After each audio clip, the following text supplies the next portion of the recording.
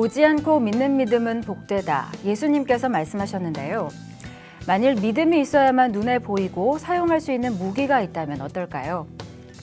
오늘 문화산책에서는 믿음에 대한 성경적 메시지를 상상력을 더해 풀어낸 판타지 동화 큰나라 소개해드리고요. 이어서 조니 무어의 신간, 더럽혀진 하나님 소개해드립니다. 네 개의 왕국에서 다른 언어, 문화, 다른 생각으로 살아가는 4명의 친구들이 비둘기가 끄는 마차를 타고 3번째 하늘에서 만났습니다. 하나님 나라의 메시지에 동화적 상상력을 더한 판타지 동화 큰나라입니다. 큰나라는 총 2권으로 이루어진 판타지 동화 시리즈인데요. 읽는 분들께서 기독교적인 세계관을 좀 더 흥미로운 이야기를 통해서 접하고 또 공감할 수 있는 부분들을 끌어내고 싶어서 쓰게 된 작품입니다. 디나와 로조, 루카, 단은 재앙으로 사라져가는 자신들의 나라를 구하기 위해 선택받은 4명의 친구들인데요. 이들은 불의 검, 조약돌 방패, 빛의 화살, 얼음 화살이라는 하나님 나라의 무기를 하사받고 재앙의 근원지인 서쪽 창고문을 닫기 위해 긴 여행을 떠납니다. 그런데 무기가 심상치 않습니다. 믿음이 없으면 볼 수도 사용할 수도 없는 무기이기 때문입니다. 기도를 하던 중에 하나님께서 저에게 주셨던 것이 히브리서 11장 1절 말씀인데요. 믿음은 바라는 것들의 실상이요 보이지 못한 것들의 증거니.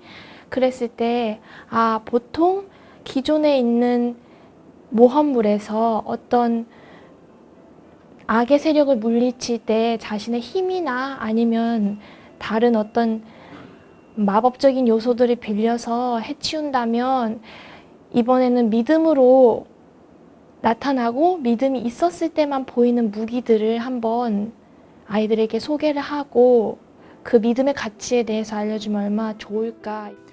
화살촉이 없는 화살대, 칼날 없는 손잡이, 조약돌만한 크기의 방패. 4명의 친구들은 믿음으로 화살대 끝에 화살촉이 생기고 손잡이에 황금 칼날이 나타나고 조약돌이 건물만한 크기의 방패로 변하는 기적을 체험하게 되는데요. 위험한 상황을 마주할 때마다 바로 그 믿음의 무기로 어려움을 헤쳐나가죠. 이사라 작가는 무엇보다 성경의 이야기들을 어떻게 하면 더 친숙하고 흥미롭게 전달할 수 있을까 고민하다 판타지라는 장르를 선택했다고 말합니다. 거룩한 상상력을 통해 재미있는 스토리를 엮어낸 것이죠.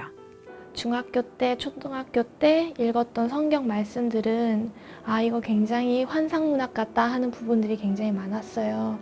그래서 저는 성경을 읽으면서 머릿속에 그려지는 그런 세계들이 굉장히 흥미롭고 아이들이 접하고 있는 이런 뭔가 기존의 해리포터나 그런 영화만큼이나 그런 것보다 더 흥미롭게 시각화되거나 한다면 더 재미있을 것 같다는 생각을 많이 해봤고요. 처음에는 미숙하고 두려워하지만 믿음이 성장함에 따라 한 걸음씩 주어진 길을 걷는 4명의 친구들. 우리의 눈을 현혹시키는 것들이 가득한 이 시대, 보이지 않는 것을 믿는 믿음이 그래서 더 중요한 것이 아닐까요? 저희 눈앞에 보이지 않지만 하나님을 믿고 예수님이 함께 하신다고 생각하고 살잖아요. 그런 것처럼 우리에게 필요한 거는 어떻게 보면 물질적인 세상 너머에 있는 것들을 항상 상고할 수 있는 믿음이 아닌가. 이 책을 읽은 독자들이 포기하고 싶을 때 한 번 더 일어나는 용기와 희망을 가졌으면 좋겠다. 누구나 끝이라고 생각할 때가 있지만 그때가 완전히 끝이 아니고 한 번 더 일어날 수 있는 계기가 됐으면 좋겠다. 믿음은 바라는 것들의 실상이요 보이지 않는 것들의 증거니 선진들이 이로써 증거를 얻었느니라. 큰나라였습니다.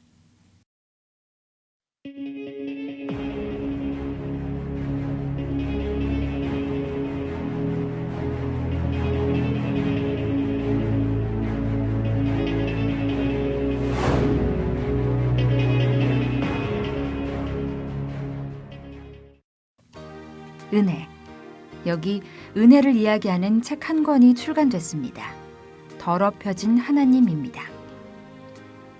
저자 조니 무어는 이 시대를 살아가는 사람들에게 예수님이 과연 어떤 분이신지에 대해 질문하는데요. 갈색 머리에 푸른 눈동자, 깨끗하고 깔끔한 성인의 모습을 떠올리는 대부분의 사람들을 향해 그렇지 않다고 이야기합니다.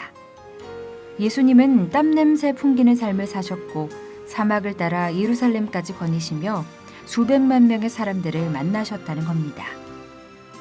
또 예수님께서 손을 내미신 사람들은 존경받는 지도자들이 아니라 소외된 사람들이었다고요.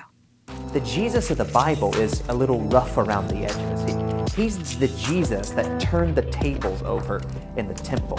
He's the Jesus that called the respected religious leaders of his time sons of Satan.